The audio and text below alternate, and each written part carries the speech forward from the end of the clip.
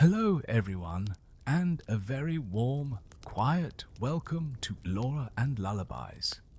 Before you drift off into sleep, don't forget to leave a like and subscribe to this channel if you're settling in for the evening, perhaps looking for something to help your mind gently unwind or to accompany you as you drift off to sleep. Then I'm glad you found your way here. Tonight, we're going to take a calm, thoughtful journey into a subject that's often depicted with a lot of high drama and action, but we'll be exploring it from a much more relaxed perspective. We're venturing back into the medieval world to try and understand the often misunderstood lives of those figures known simply and sometimes fearfully as assassins. You probably know the kind of images that spring to mind, the hushed whispers that travel through dark stone corridors, that fleeting, almost imperceptible shadow glimpsed for a moment in a bustling, sunlit marketplace, only to vanish, or the dramatic, sudden and chillingly silent end of a powerful king or influential leader. These figures, the medieval assassins, are so often wrapped in layers of myth, fascinating legend, and certainly a generous helping of Hollywood imagination. But who were these individuals really beneath all that legend?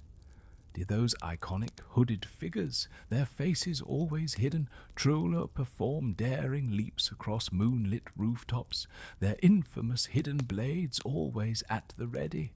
Were they all cogs in some grand, elaborate, secret order whose influence stretched across entire continents, pulling the strings of empires from the unseen depths? Tonight, we're going to very gently, very softly, try to peel back some of those layers of accumulated legend. Our aim is to uncover the historical realities, to better understand their diverse origins, the methods they employed, the complex motivations that drove them, and the often surprising truths that, I think you'll find, can be even more compelling and fascinating than the fiction we're so familiar with. This exploration isn't just going to be about the most famous group, the Hashashin, though we will certainly spend some time with their story. It's about understanding the broader, often stark and widespread practice of targeted, deliberate killing that was a feature of an age defined by constant upheaval, shifting powers, and profound change. So, if you're ready, find a comfortable spot, let the gentle sounds in the background help you relax, and let's begin our quiet journey together into the shadows of the past. Before we delve deeper into those shadows, let's first attempt to clarify what we mean in this specific historical context by the term assassin. The word itself, as we shall explore in more detail, possesses a very particular and fascinating origin, one inextricably linked to the Nizari Ismailis, a religious and political group who carved out a unique existence in the mountains of Persia and Syria. However, the act of assassination, that deliberate, targeted killing of a prominent individual for reasons most often political, deeply religious, or intensely personal, this act is as ancient as organized human society itself, a dark thread woven through the entire span of recorded history. In the medieval period, a time of stark contrasts and often blurred moral lines, the distinction between an assassin and those practitioners of violence could be subtle, even non-existent in the eyes of some contemporaries. Was a common soldier who, in a daring and unexpected raid, managed to slay an enemy commander, thereby an assassin? What of the cunning spy operating in the heart of an enemy court, who administered a subtle poison to a rival king, causing a slow, inexplicable decline? Or consider the grim figure of the public executioner carrying out a legally sanctioned sentence, often in a brutal and theatrical manner. Was his role so different in its ultimate outcome? For the purpose of our quiet exploration tonight, we are focusing our attention on those individuals, or indeed organized groups, whose primary function or whose most defining and remembered actions involve these clandestine, meticulously planned, targeted killings. These killings were typically driven by a potent political or ideological motive, and, crucially, they usually occurred outside the immediate chaotic context of declared open warfare. They were acts designed to make a statement, to shift power, to instill fear, or to remove an obstacle that could not be dealt with through conventional means. It is truly crucial, as we proceed, to consciously separate this historical investigation from the highly romanticized, often fantastical image so prevalent in popular culture. The medieval world, we must remember, was an environment often characterized by its sheer brutality. Life could be short, harsh, and precarious for many. Death was a common, almost familiar presence, whether through warfare, famine, or disease. Yet, even within this context, the act of assassination often carried with it a particular chilling shock value. It represented a profound subversion of the established order, a terrifying demonstration of vulnerability at the very highest levels of power. It was the art of striking at the very heart of authority, not on the battlefield, but from the unseen, unexpected shadows, leaving behind a wake of fear, uncertainty, and often a power vacuum. The assassin was a symbol of that hidden threat, the unseen hand that could topple even the mightiest. When most people today hear the phrase medieval assassin, one group almost inevitably springs to mind, their name a byword for stealth and lethality, the Hashashin. Their legend is so pervasive, so deeply ingrained in Western consciousness, that it gave us the very word assassin that we use so readily. But the truth behind this legendary group, as is so often the case with history, is far more complex, nuanced, and ultimately more intriguing than the sensationalist tales that have been passed down through the centuries. Our story, the story of the Nizari Ismailis and their Fidai, begins in the tumultuous landscape of the late 11th century. At its center is a figure of remarkable intellect and charisma, Hassan-i-Sabah. He was a Persian, a devout and learned Nizari Ismaili missionary. The Ismailis, it's important to understand, were a significant branch of Shia Islam. In this period, they often found themselves as a minority, frequently persecuted by the dominant and politically powerful Sunni Seljuk Empire, which controlled vast swathes of Persia, Mesopotamia, and beyond. Hassan-i-Sabah, driven by a desire to protect his community from this persecution and to create a space where their distinct form of Ismaili faith could flourish and be propagated, embarked on a quest for a secure, defensible base of operations. He eventually found it in the formidable, almost mythical fortress of Alamut, a name that translates to the eagle's nest. Perched high amidst the rugged, inaccessible Alborz mountains of northern Persia, Alamut was a natural stronghold, a place that could withstand sieges and serve as a beacon for his followers. From this mountain sanctuary of Alamut, and later from a network of similar strategically vital fortresses established across Persia and into Syria, Hassan-i-Sabah and his successors meticulously built and governed a unique Nizari Ismaili state. this was not merely a collection of military outposts. Alamut, for instance, became renowned as a significant center of learning, housing vast libraries filled with precious manuscripts on theology, philosophy, science, and mathematics. It attracted scholars and students, fostering an intellectual environment alongside its military preparedness.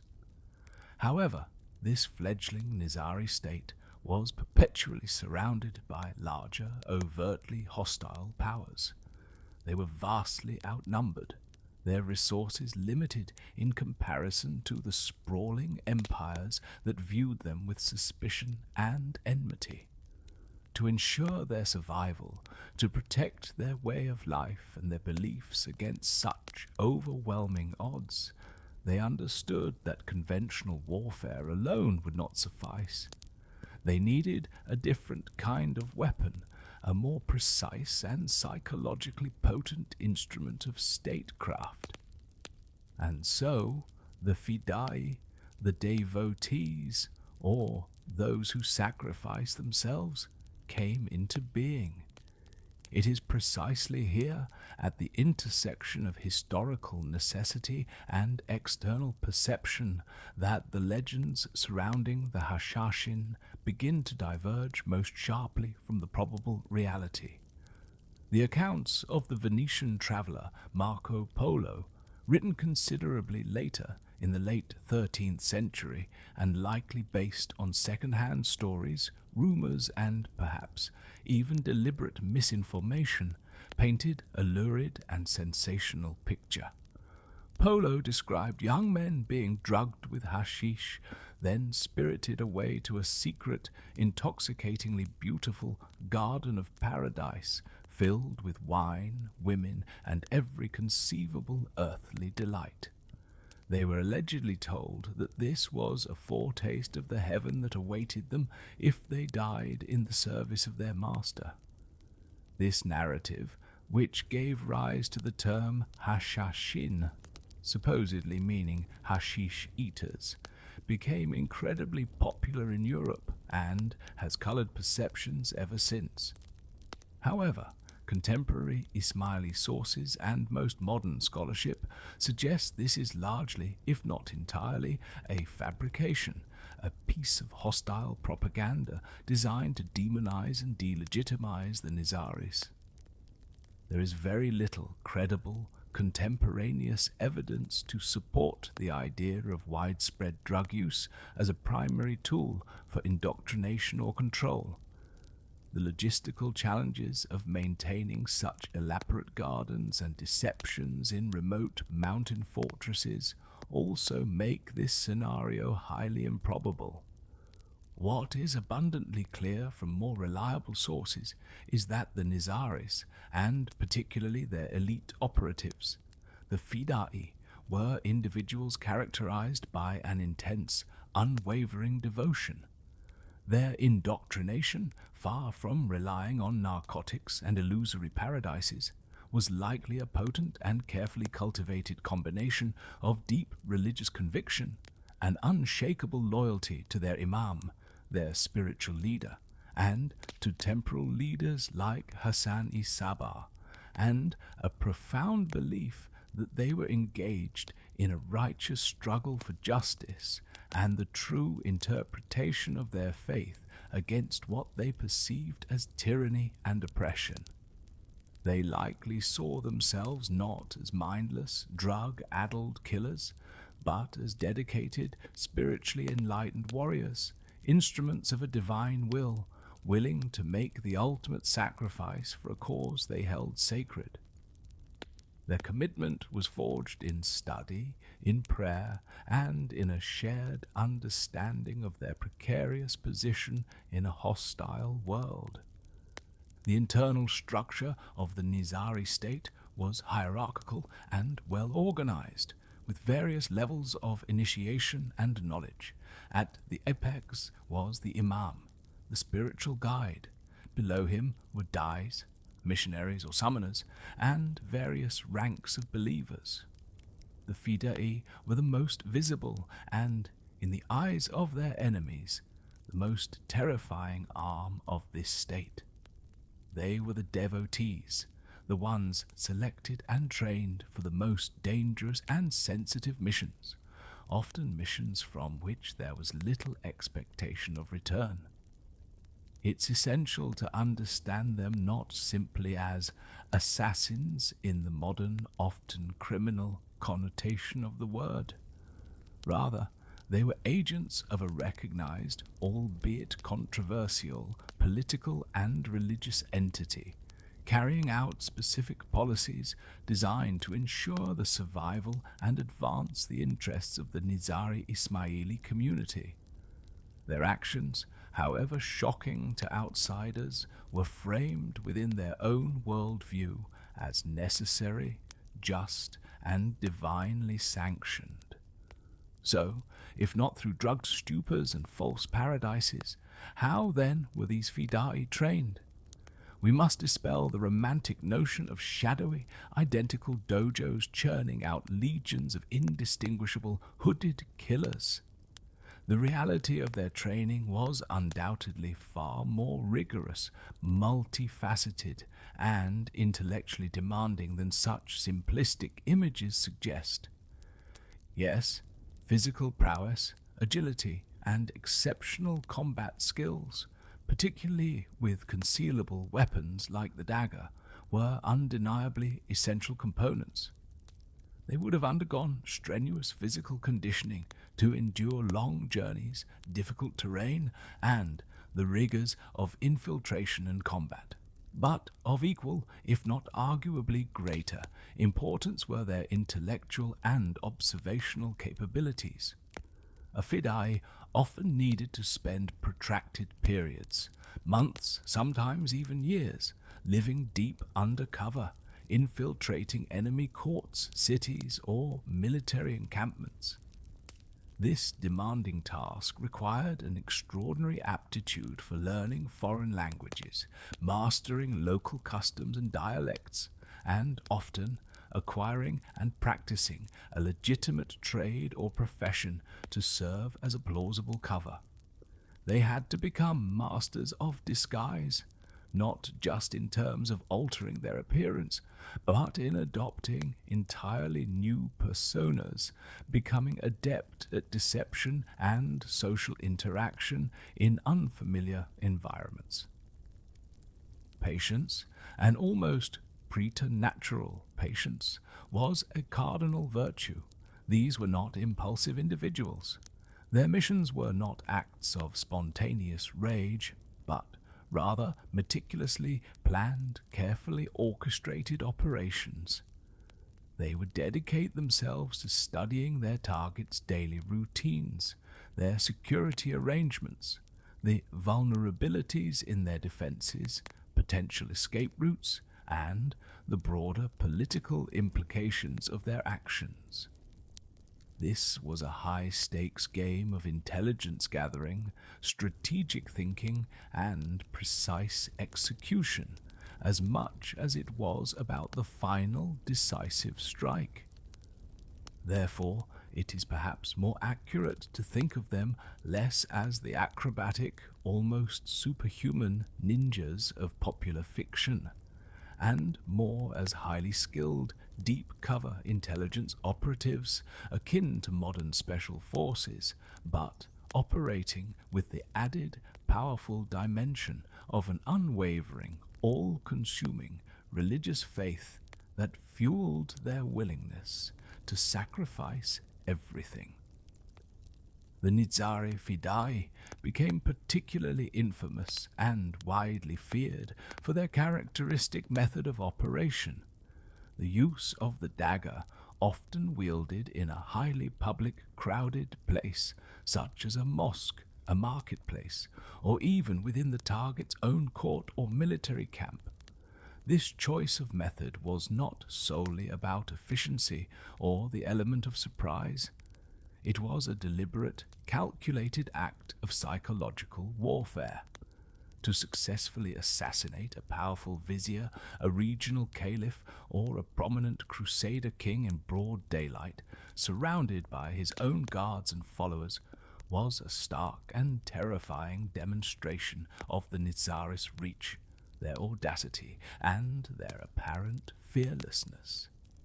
It sent an unmistakable message to their enemies.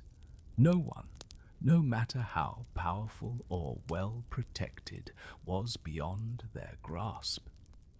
Among their most notable targets were figures like the influential Seljuk vizier Nizam al-Mulk, who was a staunch political and ideological opponent of the Nizaris and had written treatises against them. Another prominent victim was Conrad of Montferrat, the King of Jerusalem, assassinated in Tyre during the Third Crusade. These were not random acts of terror designed to cause indiscriminate casualties. They were highly strategic political moves, carefully calculated to destabilize enemy regimes, eliminate specific threats to Nizari communities, deter planned attacks against their strongholds, or shift the balance of power in complex regional conflicts. A key element that amplified the fear they instilled was the Fidai's well-documented willingness to die in the course of their missions. They rarely expected to survive the aftermath of a public assassination.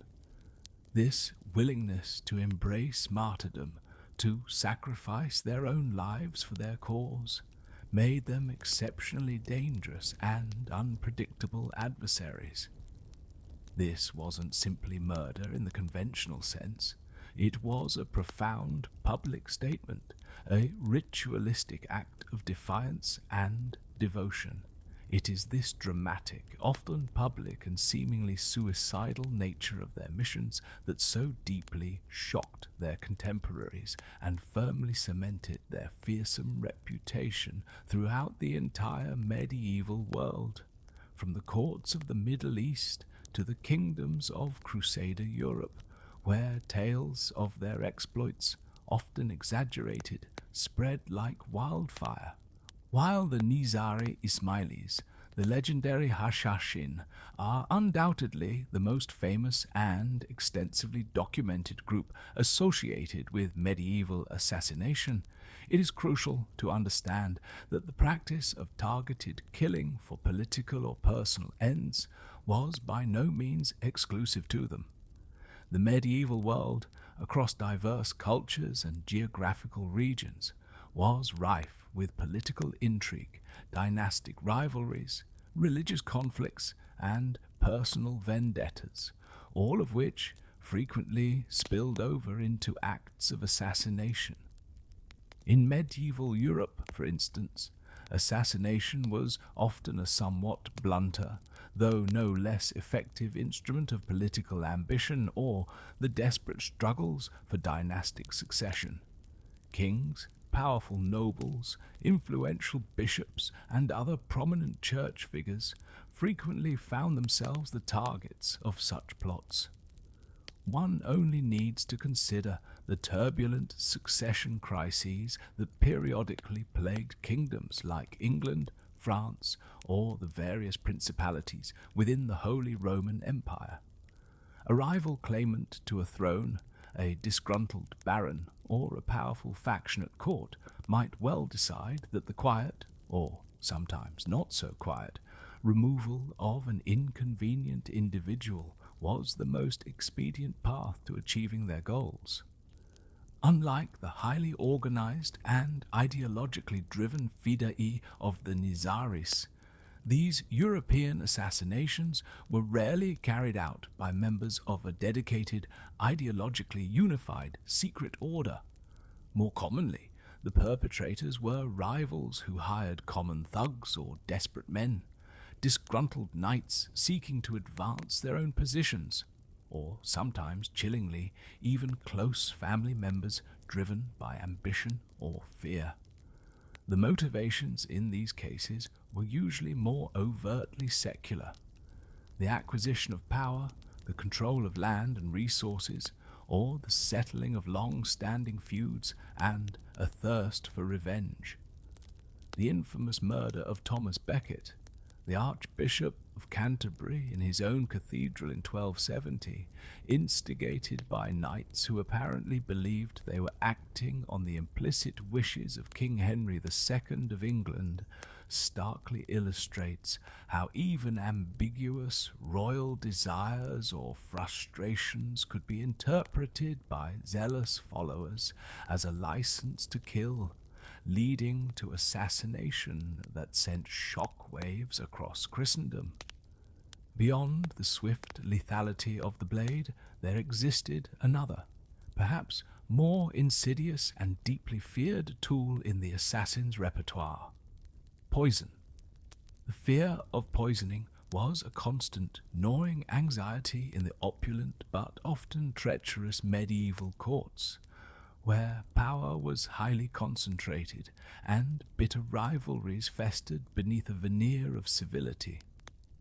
Poison was widely regarded as a cowardly, dishonorable, and underhanded method of dispatch, often stereotypically associated in the popular imagination with women or with devious foreign intrigue, though in reality anyone with the requisite knowledge and access could potentially employ it.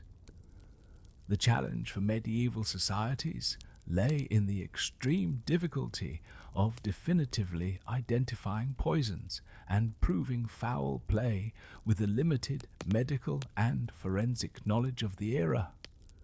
The symptoms of many common poisons could easily mimic those of natural diseases like dysentery, food poisoning, or strokes.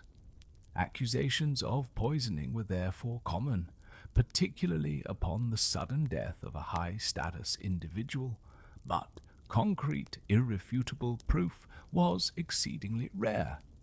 This very deniability, this ability to sow doubt and suspicion without leaving clear evidence of murder, made poison a tempting and strategically advantageous weapon for those who wished to eliminate an enemy quietly, without the overt violence and certain culpability associated with a dagger or a sword.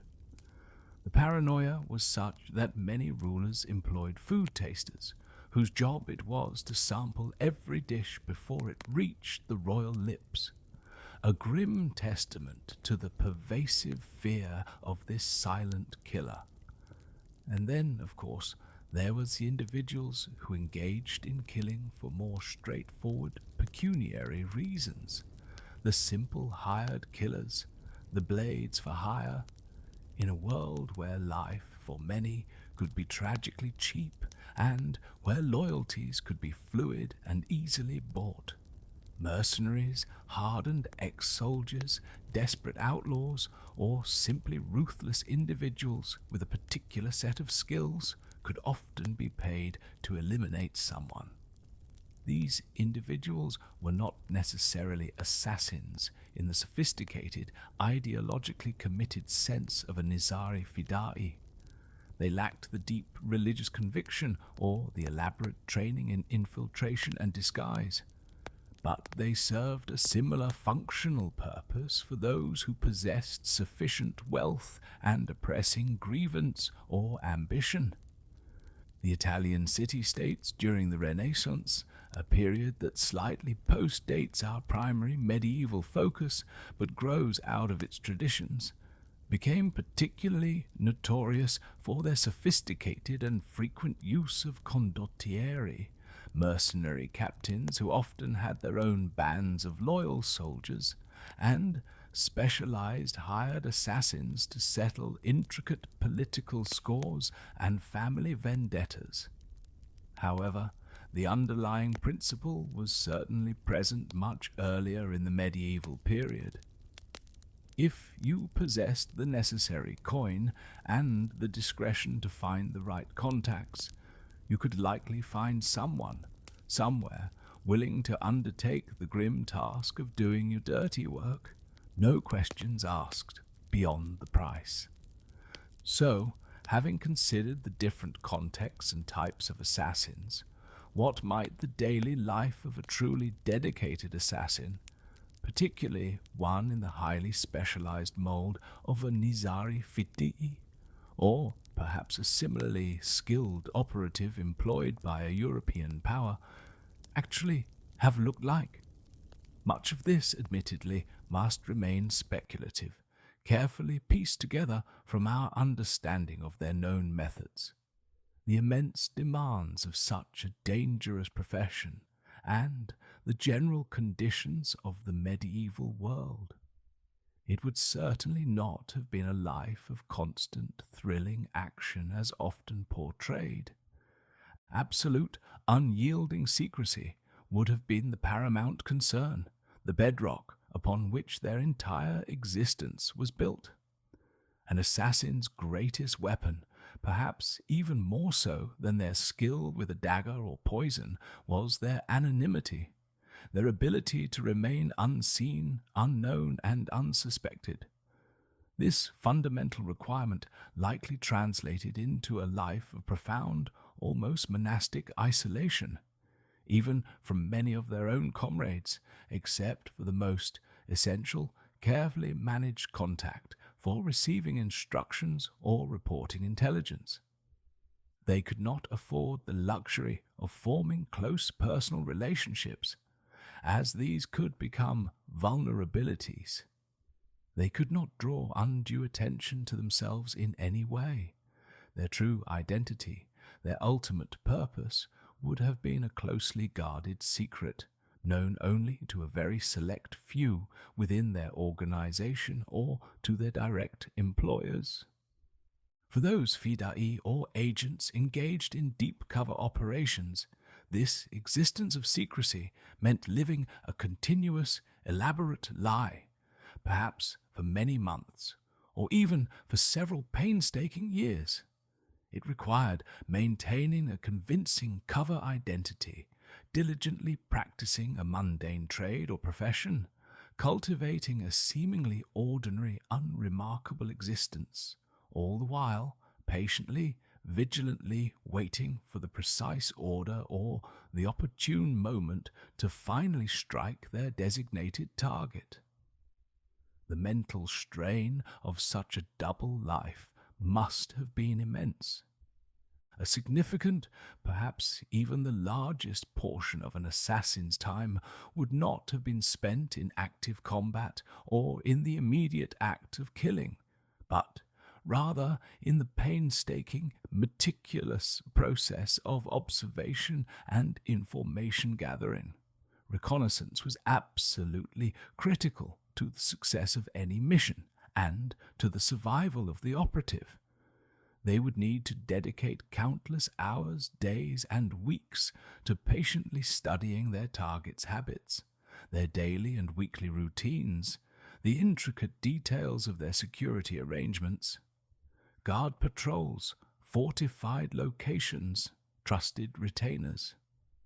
They would need to identify potential vulnerabilities, map out viable escape routes, assess the loyalty of those around the target, and understand the broader political landscape into which their action would fall. This demanding work involved extraordinary patience, exceptionally sharp powers of observation, and the subtle ability to gather sensitive information discreetly without raising any suspicion. An operative might pose as a humble merchant to gain access to a city's marketplaces and guilds, as a lowly servant to infiltrate a noble household, as a devout scholar or a wandering pilgrim to move through different regions or gain access to religious institutions. Every seemingly insignificant detail, a loose stone in a wall, a change in a guard's routine, a whispered piece of gossip in a tavern, could be a vital piece of the puzzle. Continuous physical conditioning would have been essential, a daily discipline. This meant maintaining peak agility, remarkable stamina for long pursuits or escapes, and an unwavering proficiency with their chosen weapons, be it the dagger, the short sword, or perhaps even a bow for specific circumstances. But alongside this physical regimen, mental fortitude was just as crucial, if not more so.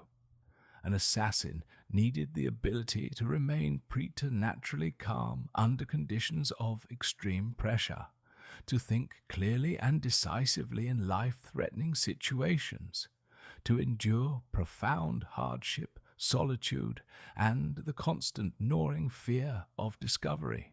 For the Nizari Fidai, their religious study, meditation, and prayer would also have formed a core part of their daily or weekly routine.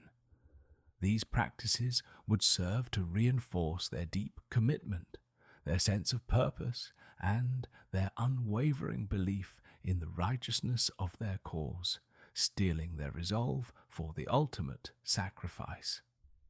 For other types of assassins operating outside such a strong religious framework, their mental discipline might have taken a different form, perhaps focusing on absolute detachment, on the cold logic of the mission, or on cultivating a hardened indifference to the act of killing. We can only begin to imagine the profound psychological toll that such a life must have exacted.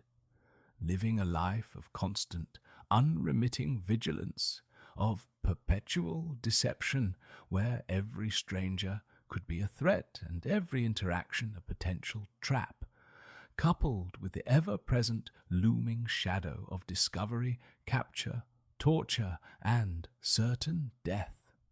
The act of taking a human life, even for a cause one deeply and sincerely believes in, or for a substantial payment, must surely have had a significant cumulative impact on the human psyche.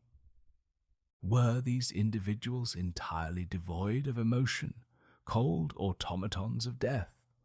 Or did they develop sophisticated mechanisms of compartmentalization, separating their actions from their inner selves? Historical sources, unfortunately, rarely grant us intimate insights into the inner lives, the fears, hopes, or regrets of such individuals.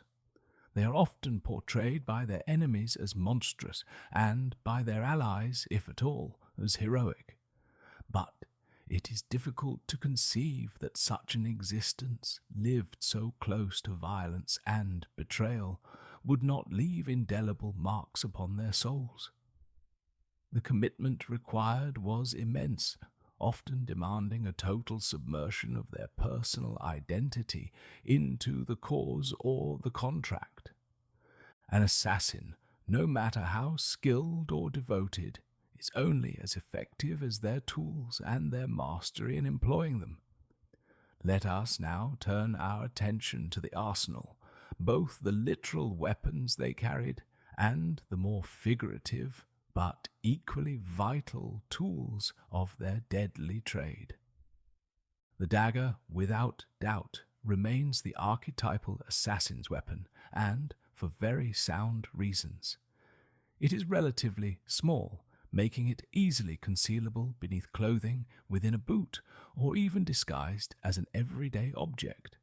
It is exceptionally deadly in close quarters combat, capable of inflicting fatal wounds with speed and precision, and, importantly, it is a relatively silent weapon, allowing for a swift, discreet kill if the circumstances are right.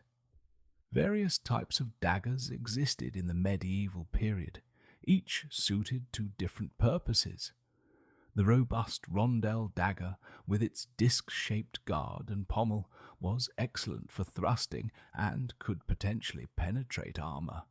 The slimmer, needle-pointed stiletto was designed for piercing through gaps in armor or thick clothing. The baslard, a longer, almost short sword-like dagger, offered more reach. While popular culture is replete with images of complex spring-loaded hidden wrist blades, there is precious little historical evidence to support the widespread existence or use of such intricate mechanical devices during the core medieval period. Concealment for the historical assassin was more a matter of clever placement within their attire, ingenuity in adapting everyday items, or simply exploiting the element of surprise rather than relying on advanced gadgetry. Other close-quarters weapons, such as finely made garrots for silent strangulation, or small, easily hidden hand axes or clubs, might also have been employed depending on the specific requirements of the mission, the environment, and the assassin's individual skills and preferences. Poisons, as we have touched upon, were a more subtle but equally feared and potentially devastating tool in the assassin's kit. A working knowledge of herbology and the rudimentary alchemy of the time, however imprecise by modern scientific standards, could certainly yield a range of potent and difficult-to-detect toxins. Plants like deadly nightshade, belladonna, hemlock, infamous from antiquity, aconite, also known as wolfsbane or monkshood, and mineral poisons like arsenic were known and, at times, utilized. The art lay not just in acquiring these substances, but in understanding their properties, their dosage, and their effects. Administering poison successfully required not just knowledge, but crucial access and opportunity. Most often, this meant introducing the substance into the target's food or drink. This, in turn, implied that an assassin might need to be, or to have an accomplice who was, a cook, a trusted servant, a cupbearer, or someone else with regular, unsuspicious access to the victim's meals or personal chambers. The primary challenge was often in the discreet acquisition of the raw poisonous materials, their careful preparation to ensure potency without altering taste or appearance too obviously, and then the high-risk act of delivering the dose without being observed or later implicated. Perhaps, however, the most important and versatile tools in an assassin's possession were not the physical weapons at all, but rather their own highly developed wits, their cunning, and their profound understanding of human nature. Disguise, as we've noted, was absolutely crucial for infiltration and evasion. This was far more than just a matter of changing clothes or donning a wig. True mastery of disguise involved the complete adoption of a new persona, affecting different mannerisms, speech patterns, accents, and even a plausible backstory and knowledge relevant to the assumed role, be it a devout monk, a traveling merchant, a humble peasant, or a minor noble.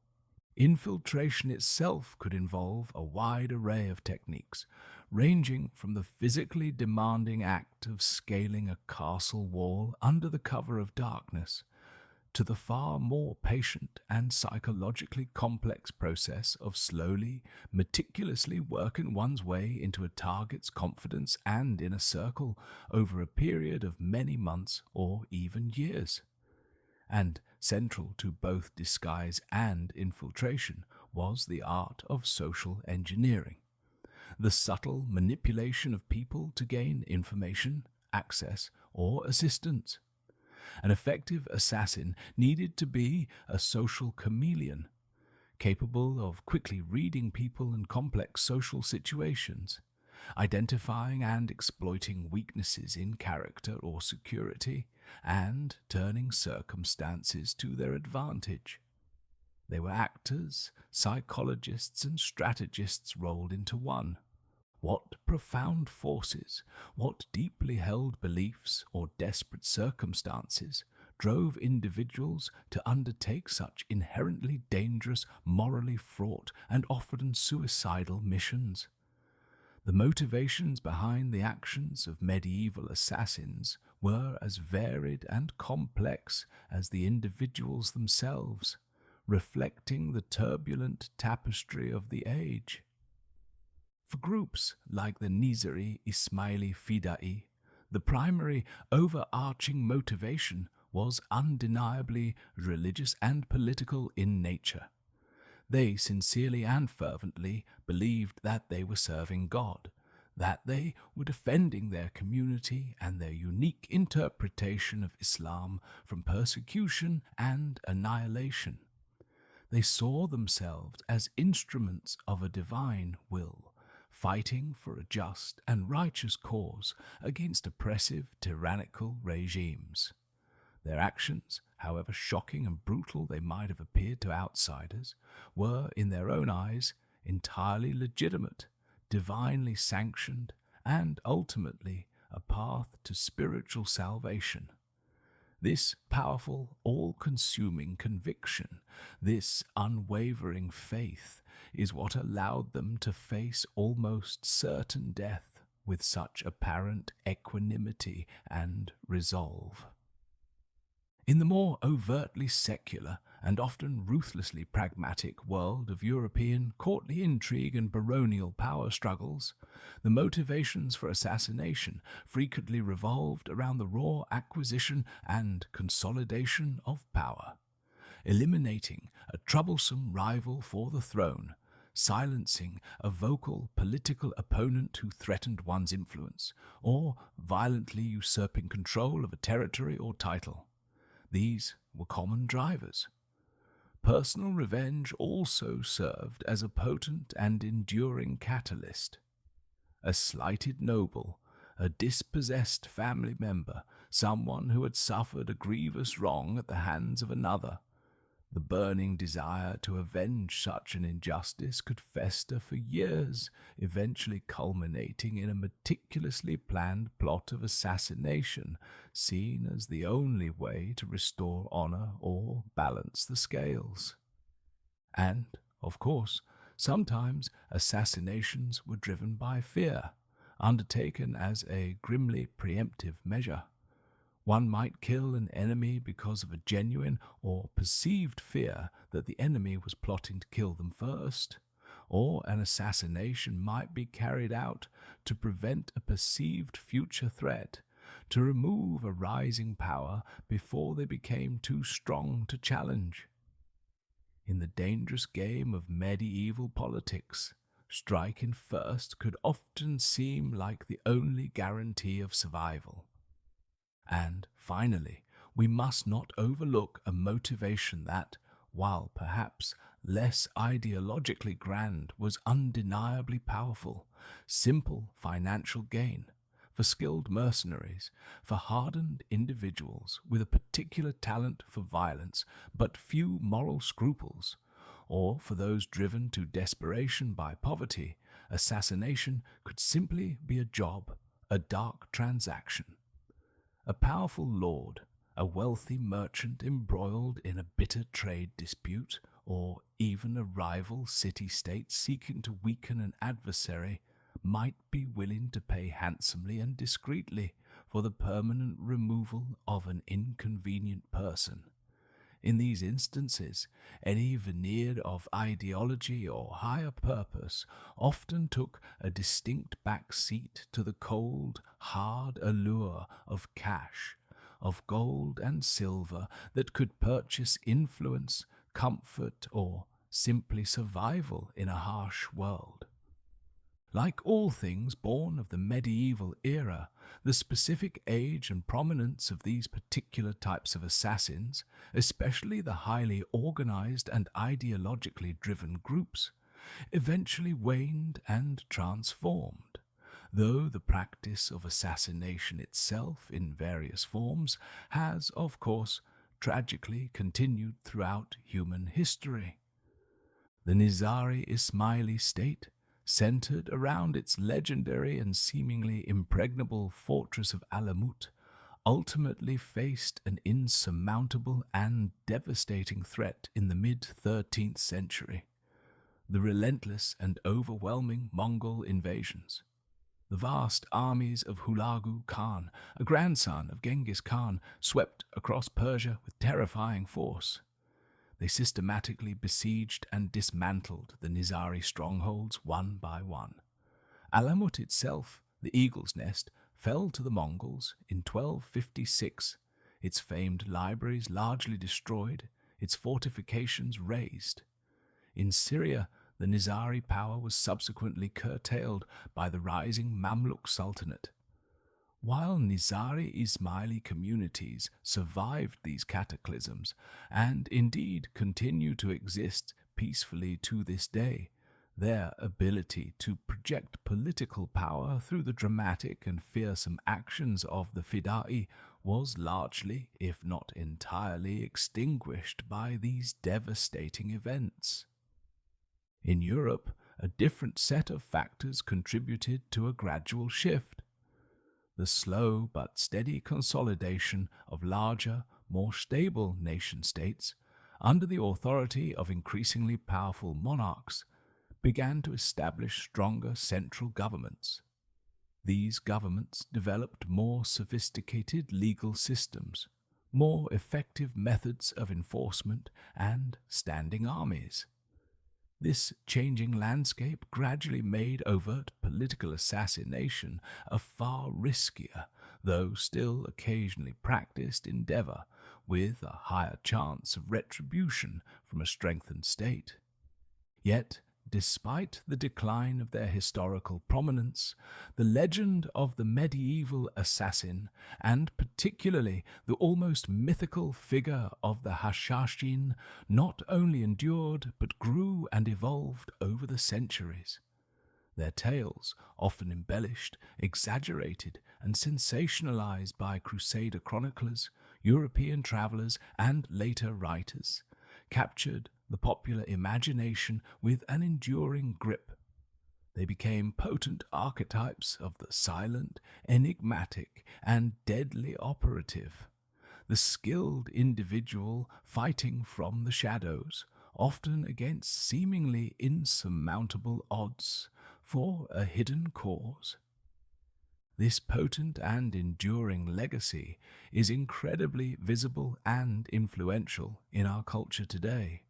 It has heavily influenced countless books, dramatic films, and perhaps, most notably, immensely popular video game franchises like Assassin's Creed. While these modern portrayals, quite understandably, take enormous creative liberties with historical fact, as they should, for the beavers of entertainment and compelling storytelling, they tap directly into that deep-seated, enduring human fascination with the idea of a supremely skilled individual or a dedicated secret order, fighting for a cause they believe in, often against overwhelming oppression, using stealth, cunning, and extraordinary abilities. The historical reality, as we have explored, was often grittier, more brutal, certainly more complex, and perhaps considerably less acrobatic and glamorous than these fictional depictions. But it is, in its own right, no less compelling, and offers a profound glimpse into the human condition under extreme circumstances. The medieval assassin, whether a devout and self-sacrificing Nizari Fida'i, a Machiavellian scheming courtier plotting in the torchlit halls of power, or a desperate, pragmatic hired blade plying their deadly trade in the murky alleyways of a bustling city, offers us a fascinating, albeit often disturbing, window into the intricate power dynamics, the brutal conflicts, and the deeply held beliefs that characterized the Middle Ages. They were, at various times and in various contexts, agents of profound fear, instruments of calculated state policy, tools of personal vengeance, and sometimes, at least in their own eyes or in the eyes of their supporters, they were seen as champions of justice, or as necessary evils in a world teetering on the brink of chaos. Separating the verifiable historical fact from the formidable and often alluring fiction that has grown up around them is absolutely key to understanding their true role and impact on their times. The reality, stripped of romanticism, is a stark and compelling story of unwavering faith, of ruthless politics, of human desperation, and of remarkable, if often terrifyingly applied, human skill, courage, and dedication, for purposes both noble and nefarious, for good and for ill. What particular aspect of the medieval assassin, or the world they inhabited, do you find most intriguing, most thought-provoking? If you feel like sharing, I'd love to hear your thoughts down in the comments. But only if you're not too sleepy, of course. If you found this journey into the shadows a relaxing one, a little like would be wonderful. And if you'd like more quiet explorations of history like this one, perhaps consider subscribing and maybe hitting that notification bell so you don't miss our next calm adventure. Thank you so much for spending this time with me. I hope it's been a peaceful interlude in your day or evening. Until we meet again, may your dreams be sweet, and may you always tread gently through the stories of the past. Good night.